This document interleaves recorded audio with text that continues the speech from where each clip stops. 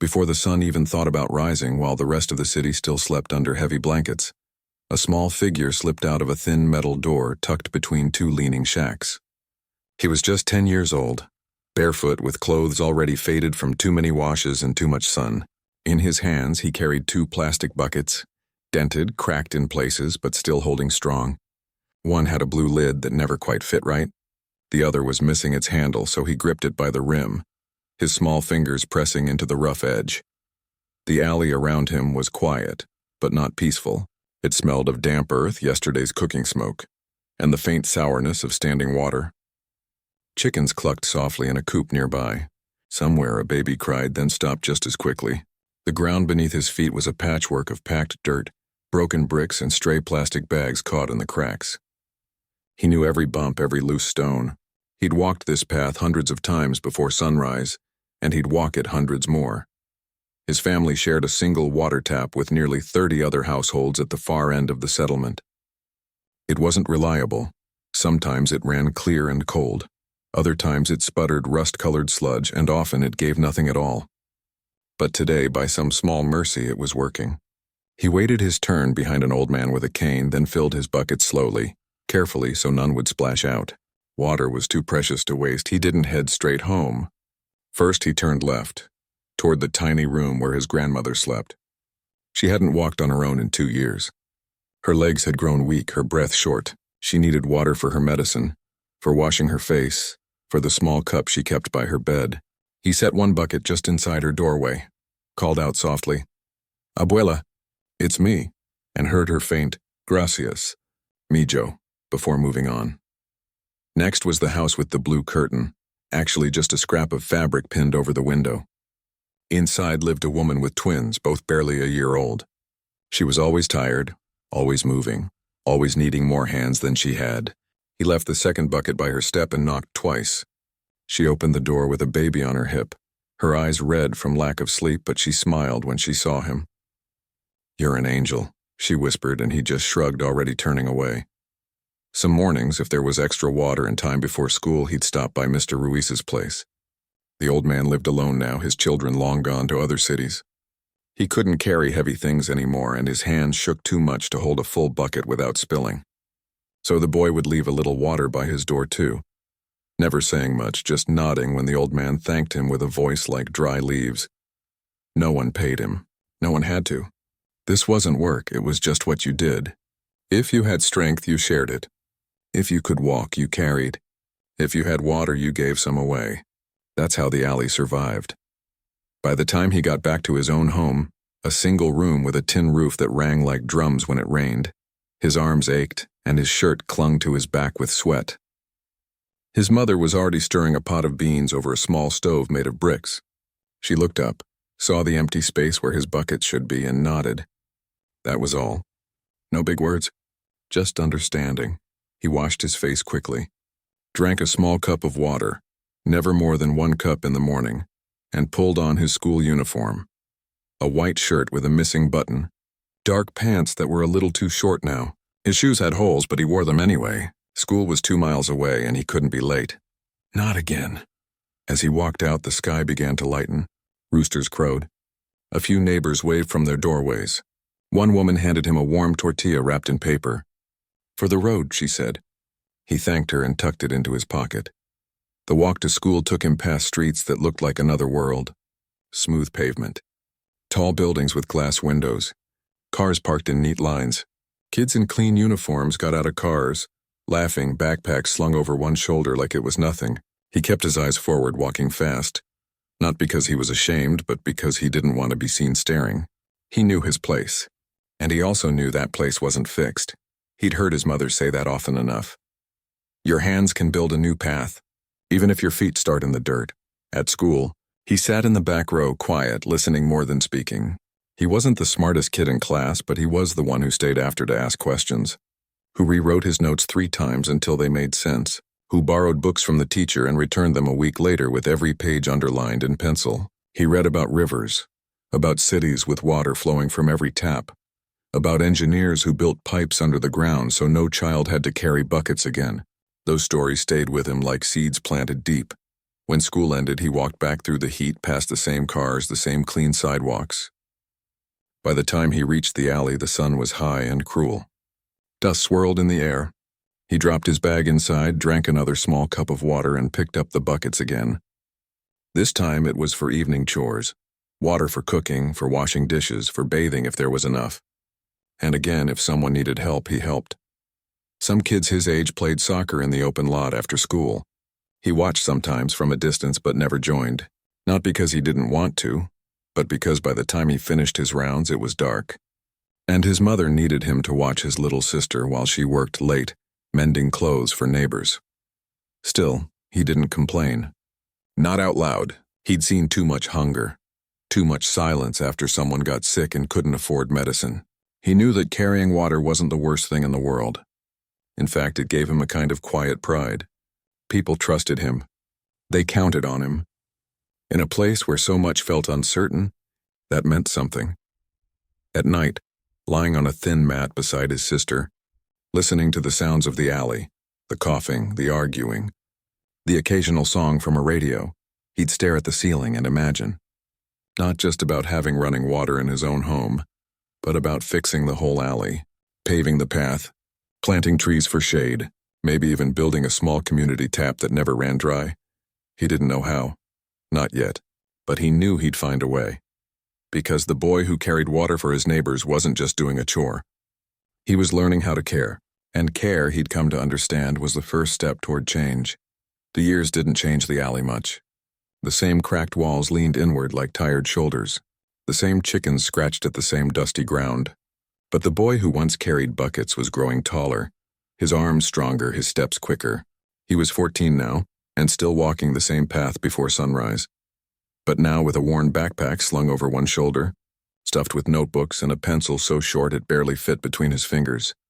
He'd gotten into a public high school across town, one of the few kids from the settlement ever to do so. It wasn't because he was the smartest, though his teachers often said he had a quiet kind of sharpness, but because he never missed a day, never turned in messy work, and always stayed after class to ask, "Can you explain that again?"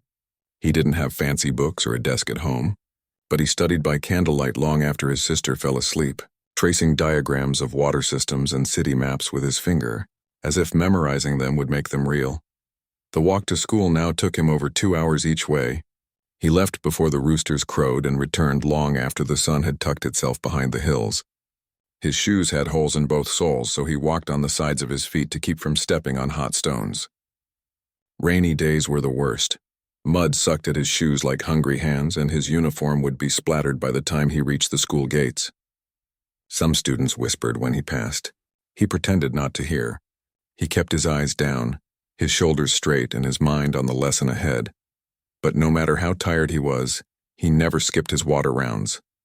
When he got home in the evening, buckets in hand, neighbors still waited, some with smiles, others with tired sighs. The twins were walking now, but their mother still needed help. His grandmother's cough had gotten worse, and she needed warm water for her tea. Mr. Ruiz had fallen last month and couldn't leave his bed. So the boy kept walking, kept carrying, kept giving. One summer the rains never came. The tap at the end of the settlement ran dry for weeks. Dust turned to powder. Throats grew sore from thirst.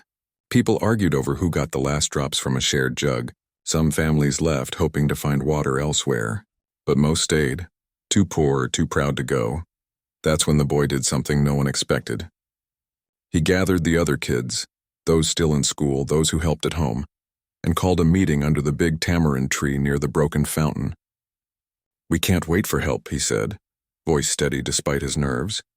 "We have to share what we have fairly." At first, they laughed. "You're just a kid," one older boy said. But the boy didn't flinch.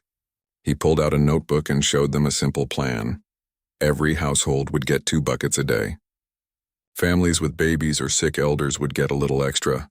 Kids would take turns fetching water from a distant public tap the city had installed near the market. A 30-minute walk, but it still worked. They'd form a line, pass buckets hand to hand like a chain. No pushing. No hoarding. To everyone's surprise, it worked. The arguing stopped. The babies stopped crying from thirst. Even the grumpy shopkeeper at the corner started leaving a jug of water out for the bucket brigade, as people began to call them. A woman from a small aid group passing through saw what was happening. She watched the boy organize the line, calm a crying toddler while balancing a bucket on his hip, then gently remind a teenager not to take more than his share. She came back the next day with bottled water, soap, and a promise. "I'm going to tell people about you." A few weeks later, a local newspaper ran a short piece.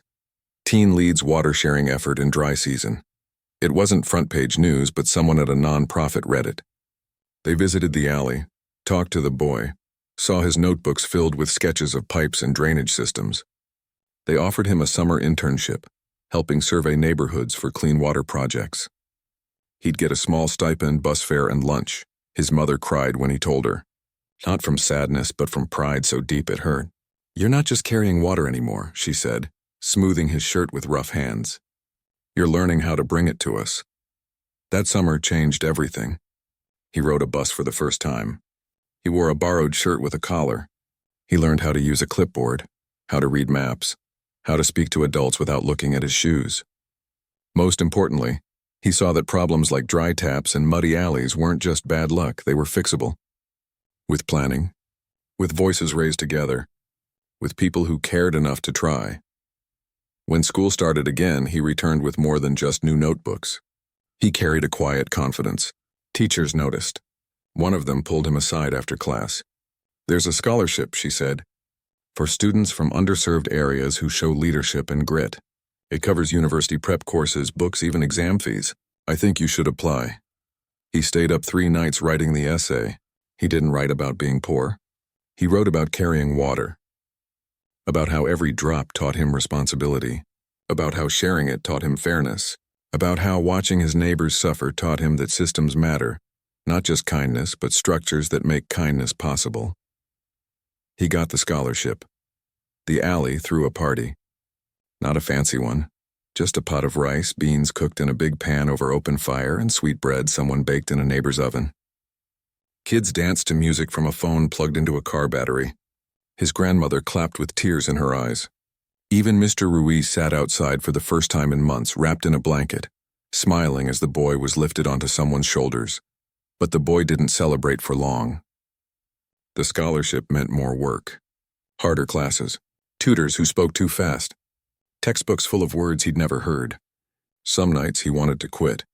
He'd come home exhausted, his head pounding, wondering if he even belonged in those classrooms where kids talked about vacations and laptops like they were normal things. Then he'd hear his sister coughing in the next room, or see his mother rubbing her hands raw from washing other people's clothes, and he'd open his books again.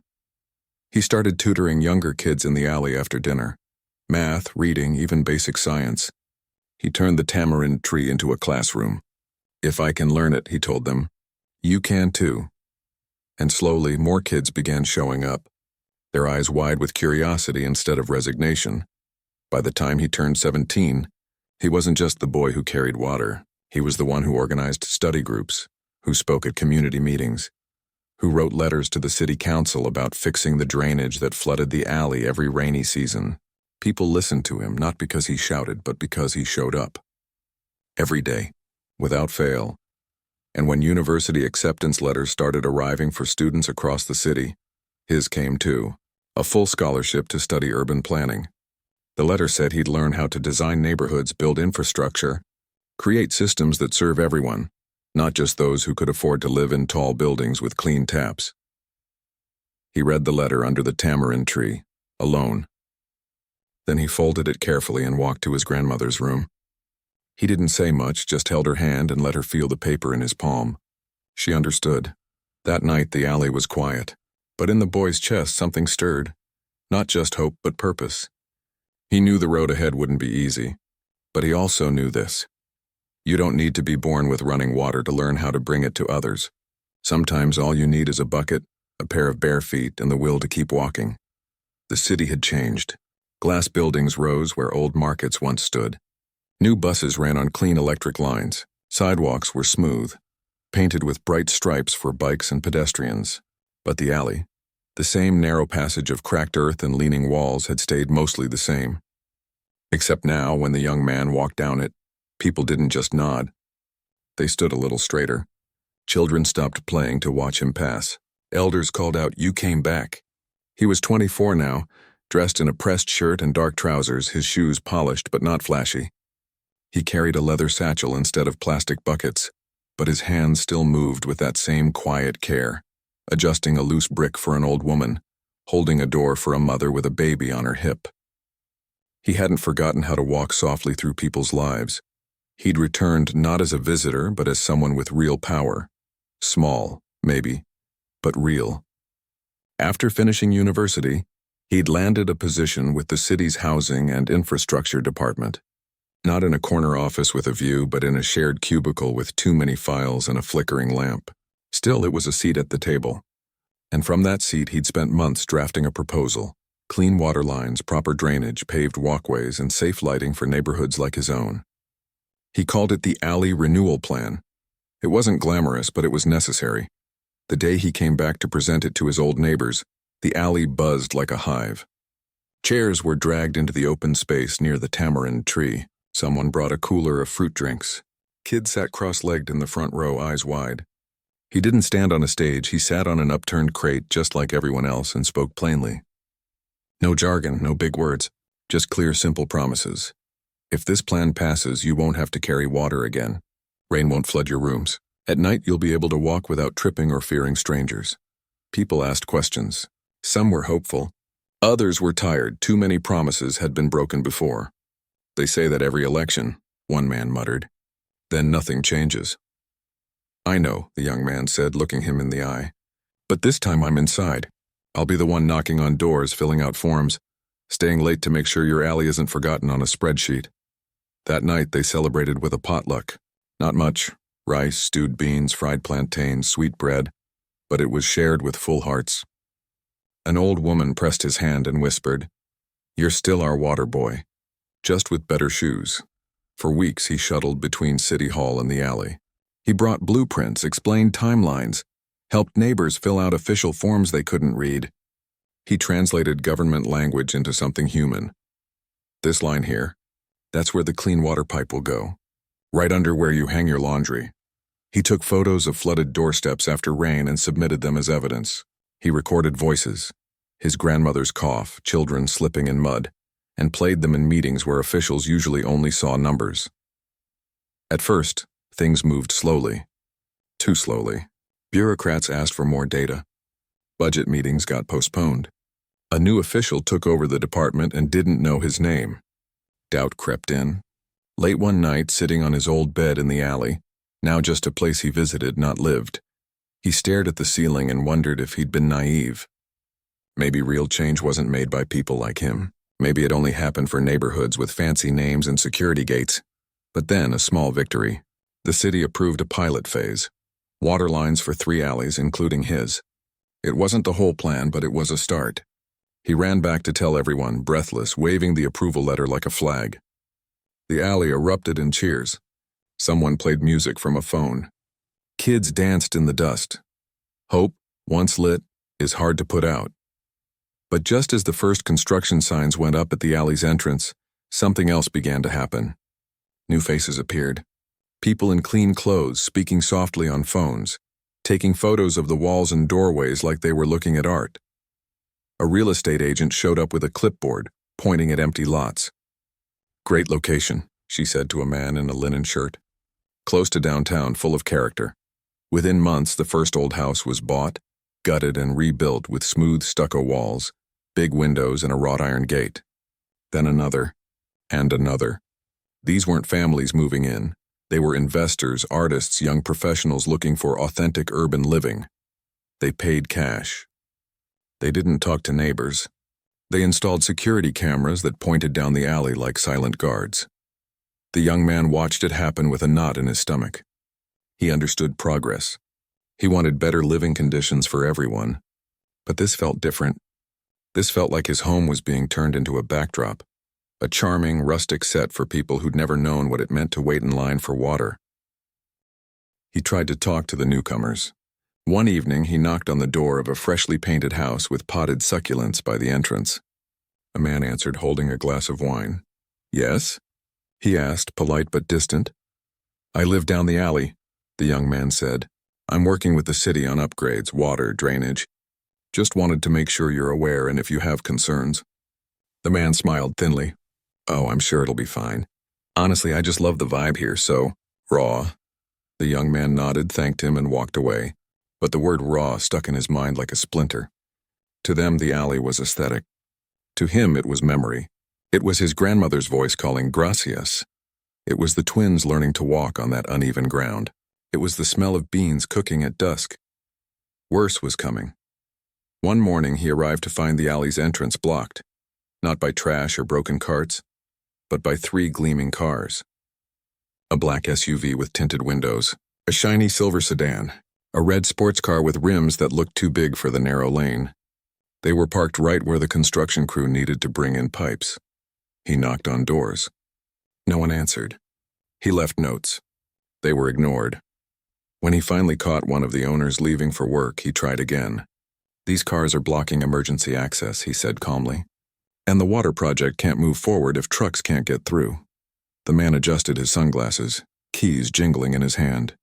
Look, I get it. But this is private property now. I pay taxes. I should be able to park where I live. But the alley is public, the young man replied. It's always been a shared path. The man shrugged. Tell that to the city. I bought this place fair and square. As he walked away, the young man stood in the middle of the blocked alley, the morning sun hot on his neck. The irony wasn't lost on him. He'd spent years fighting for clean water, for dignity, for a future where no child had to carry buckets, and now, the very path he'd walked barefoot was being claimed by people who saw it as nothing more than a driveway. That night, he didn't sleep. He sat with his old notebook, the one from his bucket-carrying days, and wrote a new plan. Not for pipes or pavement, for protection, for respect, for the right of a community to exist without being erased by convenience. He knew the fight wasn't over. In fact, it had just changed shape. And this time he wouldn't just carry water. He'd carry voices, his neighbors' voices, his grandmother's voice, the voice of every child who still called this alley home. Because a place isn't just bricks and dirt. It's the people who live in it, and the memories they carry just like buckets from one generation to the next. The heat pressed down like a heavy blanket that morning, thick and unmoving. Dust hung in the air, catching the sunlight in lazy swirls. But it wasn't the heat that made the young man's chest tight as he turned the corner into his alley. It was the sight ahead. 3 luxury cars sat parked right at the entrance, bumper to bumper, their glossy paint gleaming under the sun like they belonged in a showroom, not in a narrow lane where children played and elders shuffled slowly with canes. One was a black SUV with windows so dark you couldn't see inside. Another was a silver sedan with rims that looked too wide for the space. The third, a red coupe, was parked at a slight angle, its rear end jutting out just enough to block the path completely. A garbage truck idled at the far end of the street, horn blaring in short, frustrated bursts. An elderly woman stood near her door, fanning herself with a folded newspaper, her face tight with worry. She needed to get to the clinic for her medicine, but there was no way through. The young man walked up slowly, his shoes crunching on the gravel. He'd seen this before, cars parked carelessly taking up space, but never like this, never so brazen. He knocked on the nearest door, the one with the potted olive tree and the sleek metal number plaque. No answer. He tried the next. Still nothing. He left a note under the windshield wiper of the red car. Please move your vehicle. This alley is a public passage. Emergency access is blocked. By noon, the note was gone. The cars hadn't moved. He went back to City Hall, not with blueprints this time, but with photos and a quiet urgency in his voice. They're blocking essential access, he told his supervisor. The water project is stalled. An ambulance couldn't get through if someone had a heart attack. His supervisor sighed. We've had complaints before. But unless they're parked illegally, on a fire hydrant and a crosswalk, we can't tow them. They own those properties now. The alley isn't officially designated as a public right-of-way in the new zoning maps.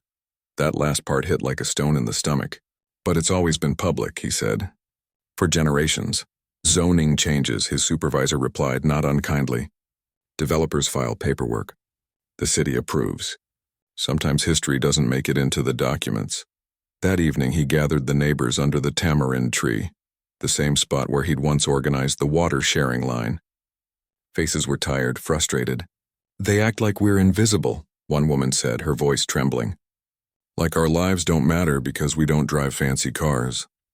They park like they own the air, another added. He listened. Then he spoke, not as a city official, but as one of them. We're not invisible, and we're not powerless. If the rules don't protect us, we'll make them see us another way. Over the next few days, he dug into old city records, property deeds, even faded photographs from the 1970s that showed the alley clearly marked as a shared pedestrian path. He found retired city workers who remembered approving water lines through here decades ago. He interviewed longtime residents who'd lived in the alley since before the newcomers were born. He compiled it all into a simple, clear report, not full of legal jargon but full of truth. But truth alone wasn't enough. He needed attention, so he did something he'd never done before. He called a local reporter he'd met during his university days. Not for pity, but for facts. Come see for yourself, he said. See how people live. See what's being blocked, not just cars, but dignity. The reporter came. She walked the alley, spoke to the elderly woman who couldn't reach her medicine, watched children squeeze past the SUVs with their school bags pressed to their chests. She took photos, not of the cars, but of the people behind them. A few days later, a short article appeared online. Luxury cars block lifeline in historic alley. It wasn't front-page news, but it spread. A community radio station picked it up. Then a small news channel sent a crew. They filmed the blocked alley, the frustrated neighbors, the young man standing calmly in front of the red coupe, explaining why this wasn't just about parking, it was about belonging. The newcomers didn't like it. One of them confronted him at the alley's edge, voice low but sharp. "You're making us look bad," he said. "We didn't do anything wrong." "You parked in a place where people live," the young man replied evenly. "Where people depend on that path every single day. That's not wrong on paper maybe, but it's wrong in real life," the man scoffed. "Real life? This is the real world. Things change." "Yes," the young man said. "But people shouldn't be pushed out of their own homes just because someone with more money decides they like the view." Tension hung in the air after that. Some neighbors were scared. What if the newcomers retaliated? What if they raised rents, called the police on kids playing too loudly? But others felt something they hadn't in years: hope. Someone was finally speaking up, not with anger, but with facts, with respect, with stubborn care. Then came the turning point. One afternoon, as the young man was helping an older man carry groceries, a city inspector arrived, unannounced. He measured the alley, checked old maps, spoke to residents. 2 days later, bright orange signs appeared at both ends. No parking. Public pedestrian access only. Tow-away zone. The cars disappeared that same night, but the victory felt fragile. The young man knew this wasn't over. The real battle wasn't just about parking. It was about who got to decide what a neighborhood was worth. Was it measured in property values and designer furniture? Or in shared history, in the sound of neighbors calling to each other at dusk, in the memory of a boy who once carried water so others wouldn't go thirsty? He stood at the entrance of the alley one evening, watching children run freely again, their laughter bouncing off the walls. The path was clear. The air felt lighter, but he also saw the new houses with their locked gates, their silent windows. He knew coexistence wouldn't be easy, but it had to be possible, because this alley wasn't just dirt and brick. It was a living story, one written in calloused hands, in shared meals, in quiet acts of kindness that no amount of money could buy. And he would keep protecting it, not with shouts, but with steady presence, not with force, but with fairness. After all, he'd learned long ago that real change doesn't roar. Sometimes it just walks barefoot down a dusty lane, bucket in hand, refusing to let anyone be forgotten. The morning the water finally flowed from every tap in the alley, no one made a sound at first. It was as if they were afraid it might stop if they spoke too loud. One by one, people turned the knobs in their tiny kitchens, in their shared bathrooms, in the corners where buckets once sat waiting. Clear, cool water rushed out, steady, strong, and clean.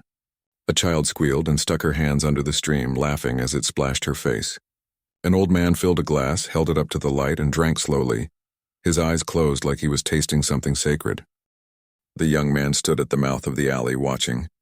He didn't go door to door this time. He didn't carry anything. His hands were empty, but his heart was full in a way he couldn't explain. This wasn't just running water. It was the end of a long walk that had started with 2 cracked buckets and bare feet.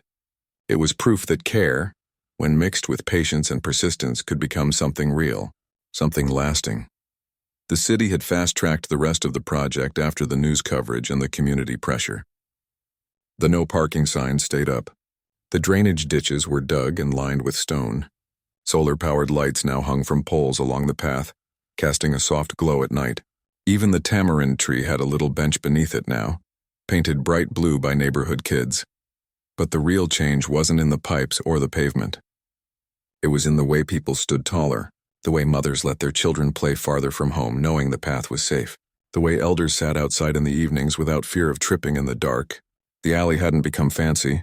It was still humble, still worn at the edges, but it was respected. And that made all the difference. A few of the newcomers had left after the parking rules changed. But not all. One couple, the ones with the olive tree, started coming to community meetings. They brought cookies once, a little awkwardly, but with genuine smiles. They'd even helped paint the new bench. "We didn't understand before," the woman admitted quietly to the young man one afternoon. "We thought we were just moving into a cool spot. But this place has a soul." He nodded. "It does, and souls need room to breathe." He still worked at the city office, but now he wasn't just pushing papers. He'd helped draft a new policy. Any neighborhood with a history of informal settlement must be included in infrastructure planning from the start, not as an afterthought, but as a priority. And he made sure former residents, people who'd lived through the hard times, had a seat at the table when decisions were made. Back in the alley, life settled into a new rhythm. Kids still played soccer in the open lot, but now they didn't have to dodge puddles or broken glass. The twins, now teenagers, tutored younger students under the tamarind tree, just like the young man once had. His grandmother, though frail, sat by her window each morning with a cup of tea watching the alley come alive. "You brought the river to us," she told him once, patting his hand. He just smiled and said, "No, abuela." We all carried it together. One evening, as the sun dipped low and painted the walls gold, the community gathered again, not for a crisis, but for celebration. Someone had strung fairy lights between the rooftops. A pot of stew simmered over a portable stove. Music played from an old speaker, the kind that crackled a little but still made you want to move your hips. The young man didn't give a speech. He just stood among them, eating beans from a paper plate, listening to stories, laughing at old jokes. A little boy tugged his sleeve. "Did you really carry water for everyone when you were my age?" he asked, eyes wide. "I did," the young man said. "Why?" "Because someone had to," he replied simply, "and because it mattered." The boy thought about that for a moment, then ran off to join a game of tag. The young man watched him go, then looked around, at the faces lit by string lights, at the clean path where dust once swirled, at the taps now silent but ready. He felt a deep quiet settle in his chest. Not pride exactly, more like peace. He knew the world outside the alley was still messy. There were still places where children walked miles for water. Still neighborhoods ignored, still voices unheard. But here, in this small stretch of earth where he'd taken his first steps, something good had taken root. And it would keep growing, not because of one person, but because a whole community had decided to believe in each other. Later that night, long after the music faded and the last plate was washed, he walked alone down the alley one more time. No buckets. No backpack. Just his footsteps on the smooth new stones. He stopped at the spot where he used to leave water for his grandmother. Now, a small potted plant sat there, purple flowers blooming. He touched a petal gently, then turned toward home. The alley behind him was quiet, but not empty. It hummed with life, the soft murmur of a radio, a baby's sigh, the rustle of leaves in the warm breeze. It was no longer a place people passed through on their way to somewhere better. It was a place people stayed, a place people loved. And in that moment, the boy who once carried water understood something he'd been too busy to see before. Real change doesn't always come with fanfare. Sometimes it's as quiet as a tap turning on, as simple as a clear path home, as ordinary and as extraordinary as kindness remembered, honored, and passed on. He walked on, not looking back, but carrying it all with him. Because the work wasn't done. It never really is. But now he knew. He didn't have to carry it alone. The alley had settled into its new rhythm, but life, as it always does, kept moving. A year after the water began flowing and the path was paved, something unexpected happened. Not a crisis, not a celebration, but a quiet turning point that no one saw coming. One rainy afternoon, the young man was sorting through old files in his city office when a woman walked in. She wasn't dressed like a government worker or a developer. She wore simple clothes, her hair pulled back, and carried a worn canvas bag. She looked around nervously, then approached his desk. "I heard you help neighborhoods like mine," she said, her voice soft but steady. He nodded. "I try." She reached into her bag and pulled out a folded piece of paper, hand-drawn with shaky lines and notes in the margins. "This is our alley," she said. "We don't have running water. We share one tap with 50 families. When it rains, the whole place floods. Kids get sick. No one listens." He looked at the map. It reminded him so much of his own alley years ago. The same cramped layout, the same desperate hope hidden in the details. His throat tightened. "Sit down," he said gently. As she spoke, he didn't just hear her words. He heard his younger self. The same worry, the same quiet determination, the same belief that maybe, just maybe, someone in a position to help would actually care. That evening, he didn't go straight home. He went with her, to the other side of the city, to a place even more forgotten than his old alley had been. Narrow lanes, crumbling walls, children playing barefoot in muddy water. The smell of wet earth and wood smoke filled the air. An old woman waved from a doorway, her hands stained with laundry soap. A boy carried 2 buckets, just like he once had. He stood there for a long time, saying nothing. Then he turned to the woman. "We'll start next week." Back in his office, he didn't write a formal proposal right away. Instead, he gathered a small team, 2 engineers who believed in fairness, a community organizer who grew up in a settlement herself, and a retired teacher who knew how to listen.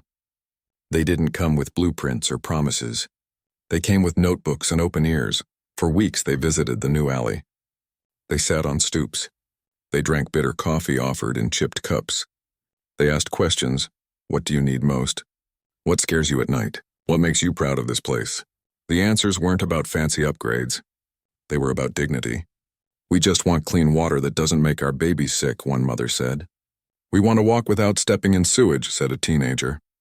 "We want to feel like we belong here," whispered an elder. The young man wrote it all down. Not as data, but as truth. He knew he couldn't do it alone, so he went back to his own alley, the one that now had lights and clean taps, and asked for help. At first, people were hesitant. "We just got ours," someone said. "Why should we give time to strangers?" But then the twins spoke up. "Remember when no one helped us?" one of them said. "Now we can be the ones who show up." That was all it took. Soon a quiet movement began. People from the first alley started visiting the second, not as saviors but as neighbors. They shared how they'd organized water lines, how they'd dealt with city officials, how they'd stood together when things got hard. The boy who once carried buckets now taught others how to map their own alleys, how to document problems, how to speak with confidence in meetings where no one looked like them. One Saturday, a group of teenagers from both alleys painted a mural on a shared wall, hands passing water, roots growing under houses, a sun rising over rooftops. No words, just images of care and connection. The city noticed, not because of complaints this time, but because of collaboration. When the young man finally submitted the new proposal, it wasn't just his name on it. It had signatures, dozens of them, from people in both alleys. Real names, real stories, real stakes. This time approval came faster, not because the system had changed overnight, but because the people inside it had begun to see something they'd missed before. That communities aren't problems to be fixed, but partners to be trusted. Months later, on a bright morning much like the one when his own alley first got running water, the young man stood in the new settlement, watching as a city crew connected the final pipe. Children gathered around, eyes wide. An old man turned the tap and clear water gushed out. He cupped his hands, drank, and wept. The young man didn't cheer. He just smiled and stepped back. This wasn't his victory. It belonged to them. But as he walked away, a small hand tugged his sleeve. It was the boy who'd been carrying buckets. "Will you come back?" he asked. "Not to carry water," the young man said, "but to listen always."